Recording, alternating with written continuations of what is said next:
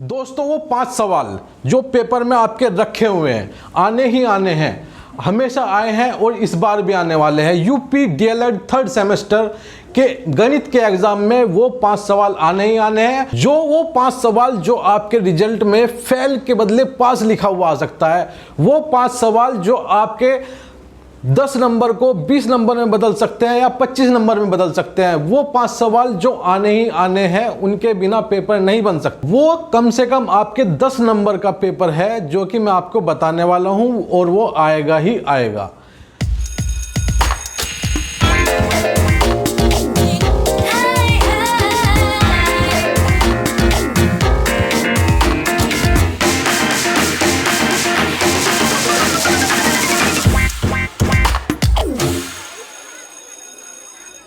तो मैं जीके जी सर, आपका देश के नंबर 1 चैनल, आपका स्वागत करता हूं। तो शुरू करते हैं। जो सबसे पहला सवाल है जो आना ही आना है वो है 2016 में पहला ही सवाल आया था समानुपात का। उसमें क्या दिया हुआ था? 30, 120, 90 और 300।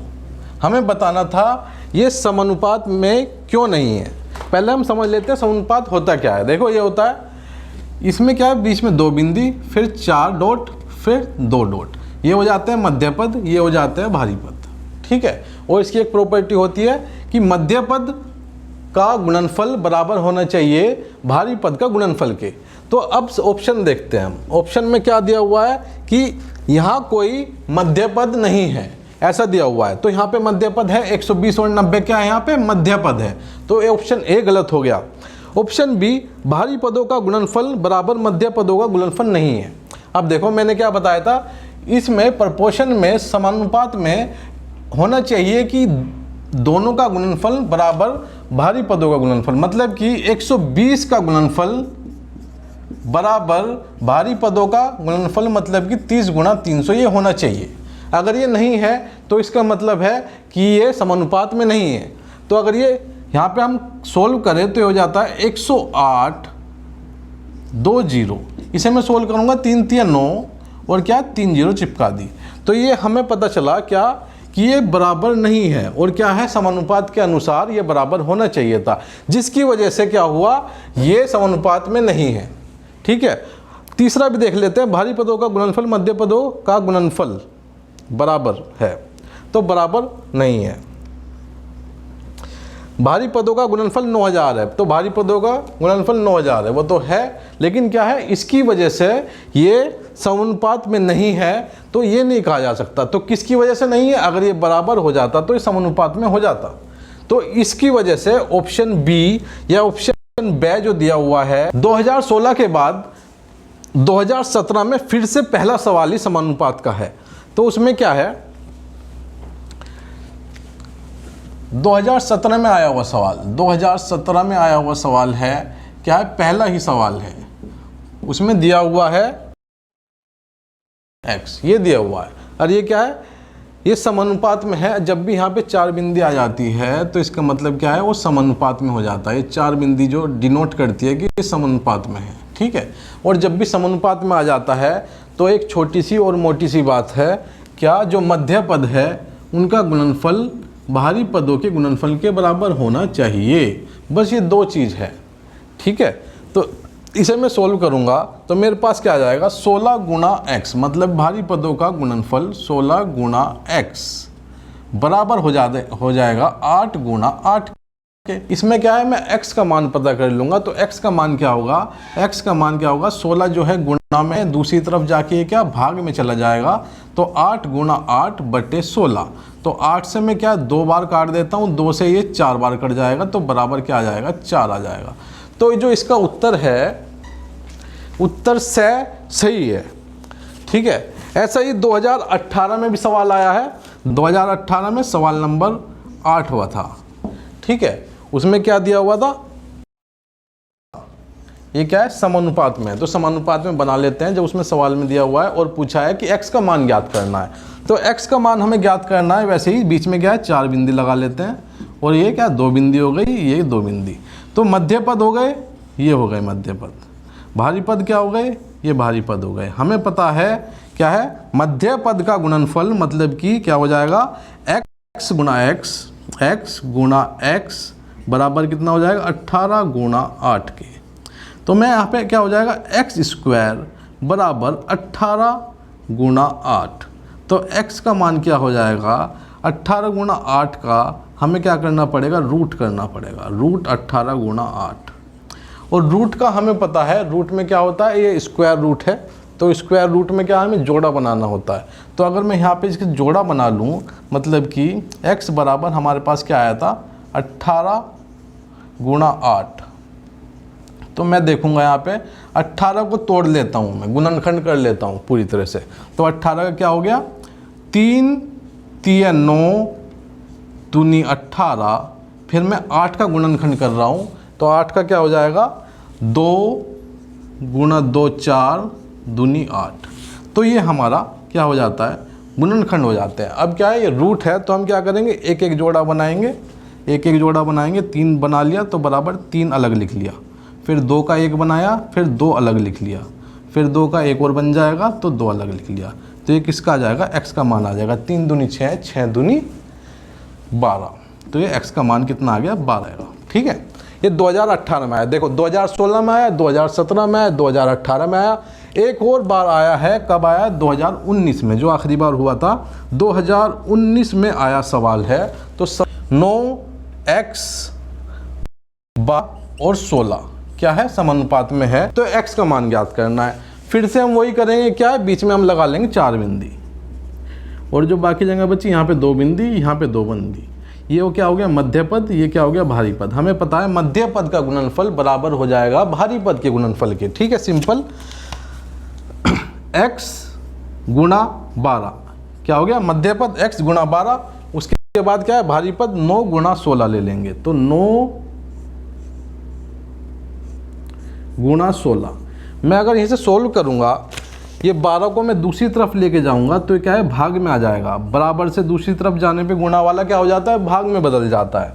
तो 9 गुणा 16 बटे 12, इसे मैं सिंप्लीफाई कर दूंगा, 3 तिये 3 चौका 4 से 4 कट जाएगा, तो मेरे पास क्या आ जाएगा, 12 इसका उत्तर आ जाएगा। x का मान क्या आ जाएगा, 12। तो आप देख रहे हैं क्या है, ये हर बार आया है, 2016 में आया, 2017 में आया, 2018 में आया, 2019 में आया, और इस बार भी ऐसा ही सवाल आने वाला है। मुझे लगता है कि या तो ये वाला सवाल आएगा सेम, बस डिजिट बदल जाएगी, या फिर ये सवाल आ सकता है। ठीक है, डिजिट बदल जाएगी, करना वैसे ही है। मध्य पदों का गुणनफल बराबर भारी पदों का गुणनफल के बराबर हो जाता है, सिंपल सी बात है। ठीक है, अगले सवाल, अगला वो सवाल जो आना ही आना है, वो कौन सा सवाल है, देखते हैं। तो जो अगला सवाल है, जिसके बिना पेपर नहीं बन सकता डीएलएड 3rd सेमेस्टर का, और वो सवाल आना ही आना है उसका, वो है चक्रवृद्धि ब्याज। तो चक्रवृद्धि ब्याज का मैं फॉर्मूला लिख देता हूँ, तो ये कंपाउंड इंटरेस्ट का फॉर्मूला हो जाता है। इसी के साथ साथ मैं आपको क्या है, सिंपल इंटरेस्ट का फॉर्मूला भी लिखवा देता हूँ, मतलब साधारण ब्याज। साधारण ब्याज बराबर क्या होता है, PRT बटे 100, PRT बटे 100। T क्या हो जाता है, इसमें टाइम हो जाता है, R मतलब क्या हो, रेट, दर होगी, P क्या मतलब हो गया, मूलधन मतलब प्रिंसिपल हो जाता है।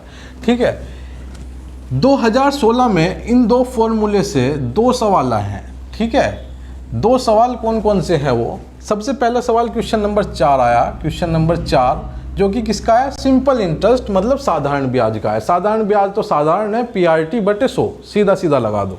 ठीक है, कोई दिक्कत नहीं है, PRT बटे 100 कर दो। तो इसमें क्या है, ऑप्शनल आया था, वस्तुनिष्ठ आया था 2016 में, प्रश्न नंबर 4, जिसमें क्या है, मूलधन कितना दिया हुआ है, मतलब P दिया हुआ है कितना, 2000, और दर दी हुई है, मतलब रेट दिया हुआ है 5% का, और हमें दिया हुआ है टाइम, मतलब कि समय दिया हुआ है हमें कितना, 2 साल का, 2 वर्ष का। ठीक है, 2 वर्ष का समय दिया हुआ है। अब हमें क्या है, सीधा सीधा इस फॉर्मूले में डाल देना है, आपका आंसर आ जाएगा। मैं आपको करके दिखा देता हूँ। तो क्या हो जाएगा, साधारण ब्याज मतलब simple interest is equal to PRT, ऐसे लिख के आना है, PRT बटे 100। इसे मैं सोल्व करूँगा तो P क्या है, यहाँ पे 2000 है, गुणा रेट मतलब R क्या है, यहाँ पे 5 है, और टाइम कितना है, 2 साल का है, 2 साल का है, बटे क्या कर दूंगा, 100 कर दूंगा। इसे मैं अगर सोल्व करूंगा तो देखो ये 2 जीरो से मैं 2 जीरो काट दूंगा, ये ख़त्म हो जाएगा। 20 पंजे 100 गुणा 2 कितना हो जाएगा, 200। इसका क्या हो जाएगा, साधारण ब्याज होगा 200 रुपये। 2016 में ही एक चक्रवृद्धि ब्याज का भी एक सवाल आया था, मतलब 3 नंबर का सवाल इन 2 फॉर्मूले से बन जाता, जो 2016 में आया था, जो कि आपको पास कराने में पूरी भूमिका निभा सकता है। तो 2016 का सवाल नंबर 13 आया कि हर्षिता ने एक राष्ट्रीयकृत बैंक से 5000 जमा किए, ठीक है, बैंक में जमा किए। उसके बाद 2 वर्ष बाद उसे कुल कितने रुपये मिले यदि बैंक 8% वार्षिक चक्रवृद्धि ब्याज देता है तो, ठीक है। तो इस सवाल में क्या है, कितने जमा करे, जो जमा करे वो क्या हो जाता है, हमारा मूलधन, मतलब कि 5000 रुपये उसने जमा करे थे। उसके बाद क्या है, समय कितना हो गया, टाइम, मतलब कि n कर लेते हैं, यहाँ पे टाइम n से डिनोट करते हैं, t से भी कर सकते हैं आप। तो n क्या है, 2 वर्ष, 2 वर्ष तक उसने जमा रखे। उसके बाद क्या है, 8% वार्षिक दर की चक्रवृद्धि ब्याज, तो मतलब रेट कितना हो गया, रेट हो गया 8% का। ये चक्रवृद्धि ब्याज का है, क्योंकि यहाँ पे चक्रवृद्धि दिया हुआ है, चक्रवृद्धि दिया हुआ है तो चक्रवृद्धि वाला फॉर्मूला हम लगा देंगे, सिंपल। ये वाला फॉर्मूला चक्रवृद्धि का है, तो इसमें फॉर्मूले में लगाएंगे। देखो हमारे पास फॉर्मूला क्या होता है, इसे मैं सोल्व करूं तो कंपाउंड इंटरेस्ट क्या हो जाएगा, कंपाउंड इंटरेस्ट P रखूंगा, P मतलब प्रिंसिपल, मूलधन 1000, 1 प्लस दर कितना है 8/100 की पावर टाइम, समय कितना है हमारे पास, टाइम 2 साल का है तो 2, तो ये हो जाएगा 100, यहाँ पे जाएगा तो 108/100 हो जाएगा, ठीक है। यहाँ पे हमें एलसीएम लेने के बाद इसे अंदर वाले ब्रैकेट को सबसे पहले सॉल्व करना है, तो कितना हो जाएगा 108/100 की पावर 2, तो इसे 2 बार लिख लेंगे 108/100। अगर आपको समझने में दिक्कत आ रही है तो पूरी क्लास, पूरा का पूरा मॉडल पेपर राजन का मैंने डाला हुआ है, तो आप जाइए राजन का मॉडल पेपर की प्लेलिस्ट खोलिए और उसमें सवाल आप ढूंढ लीजिएगा। तो इसे मैं सोल्व करूँगा तो मेरे पास क्या आ जाएगा, ये 2 जीरो से 2 जीरो काट दूंगा और 4 से, ये 4 से काटूंगा तो 27 पे कटेगा, और ये 4 यहाँ 25 पे कटेगा, और 25 क्या है, ये 2 पे काट देगा इसको, तो 108 गुणा 27 गुणा 2। तो इसे मैं सोल्व करूँ तो कितना हो जाएगा, कंपाउंड इंटरेस्ट कितना आ गया, 2 गुणा 108 गुणा 27, तो ये आप गुणा कर ही लोगे, ठीक है, इसका उत्तर आ जाएगा। अगली बार जो आया ये 2016 के बाद फिर से आया 2017 में। 2017 में सवाल नंबर 14 पे छलांग मारते हैं तो 2014 में भी ऐसा ही सवाल आया कि ₹5000 10% वार्षिक ब्याज की दर से 3 वर्ष का चक्रवृद्धि ब्याज ज्ञात कीजिए। सिंपल, देखो मैं बता देता हूँ आपको थोड़ा सा। क्वेश्चन नंबर 14 आया, कब आया, 2017 में, मतलब कि ये 2 नंबर का सवाल था। 2016 में 3 नंबर का सवाल आया, 2017 में 2 नंबर का सवाल आया। तो इसमें क्या है, हमें रुपीज़ कितने, 5000, तो जो भी पैसे दिए हुए हैं 5000 क्या हो जाएगा, P हो जाएगा, और हमें क्या दिया हुआ है, दर दी हुई है, रेट क्या दिया हुआ है, 10% का दर दिया हुआ है। टाइम मतलब कि N कह दो या T कह दो, वो आपकी मर्जी है, तो N से ही डिनोट कर लेते हैं। तो N कितना हो गया, 3 वर्ष। अब इन तीनों चीज़ों को क्या है, इस फॉर्मूले रख देनी है, और ऐसे ही सेम ऐसे ही होगा, ठीक है। इसके बाद कब आया ये सवाल, 2018 में क्या आया, साधारण ब्याज मतलब सिंपल इंटरेस्ट का सवाल आया। सवाल नंबर 16 था जो कि आया, मतलब कि 2 नंबर का था, 2 नंबर का सवाल था। उसमें क्या है, साधारण ब्याज की दर से, तो इसमें P क्या हो जाता है, साधारण ब्याज की दर से 2500 रुपये का 2 वर्ष 6 महीने का 6 वर्ष वार्षिक दर से ब्याज क्या होगा। देखो अब ये देखिएगा ध्यान से, प्रिंसिपल क्या है इसमें, कितने, 2500 रुपये का उसने पूछा है, ठीक है। और उसके बाद लिख लेते हैं, पहले हम दर लिख लेते हैं, रेट कितनी है, 6%, जिसके बाद भी प्रतिशत का निशान बना हुआ है, इसका मतलब वो दर है, ठीक है। उसके बाद क्या है, समय की बात करते हैं, तो टाइम कितना है यहाँ पे 2 वर्ष 6 महीने, 2 वर्ष 6 महीने का क्या मतलब है? 2 वर्ष 6 महीने का क्या मतलब होता है? 2.5 साल। तो हम लिख लेंगे इसे 2.5 वर्ष। ठीक है, इस फॉर्मूले में लगाएंगे। ये नीचे वाला जो फॉर्मूला है ये किसका है? साधारण ब्याज का, सिंपल इंटरेस्ट का फॉर्मूला है। तो इस फॉर्मूले में लगा देंगे और इसका मान पता कर लेंगे। तो 2018 में भी ये सवाल आया। 2019 की बात करूं, 2019 में सवाल नंबर 12 में आया है। 12वां सवाल आया था, मतलब कि दो नंबर का सवाल आया। 2 नंबर के सवाल में उसने क्या कहा है कि ₹1000 10% वार्षिक दर से 2 वर्ष का चक्रवृद्धि ब्याज क्या होगा। ठीक है, ये बहुत सिंपल है।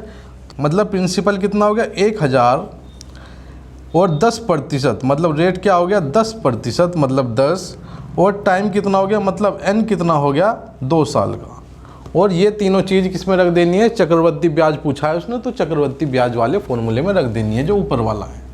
ठीक है, तो अगर मैं यहाँ बात करूँ, यहाँ पे अगर हम देखें, एनालाइज करें, तो 2016 में तो ये 3 नंबर का आ गया, उसके बाद 2 नंबर का आया, फिर 2 नंबर का आया, फिर 2 नंबर का आया, और इस बार भी 2 नंबर का आने वाला है। ठीक है, तो दोस्तों अभी तक मैंने आपको ऐसे 2 सवाल बताए हैं जो कि पेपर में आने ही आने वाले हैं। कम से कम 4 से लेकर 6 नंबर तक आ सकते हैं। उसके बाद मैं अब अगली क्लास में आपको 3 ऐसे सवाल बताने वाला हूं जो 6 से 10 नंबर के आने की पूरी संभावना है, और वो मेरे लेफ्ट हैंड साइड पर आ रही है। क्लिक करते ही आप वहां पहुंच जाएंगे। तो उस वीडियो में मिलते हैं, तब तक के लिए जय हिंद।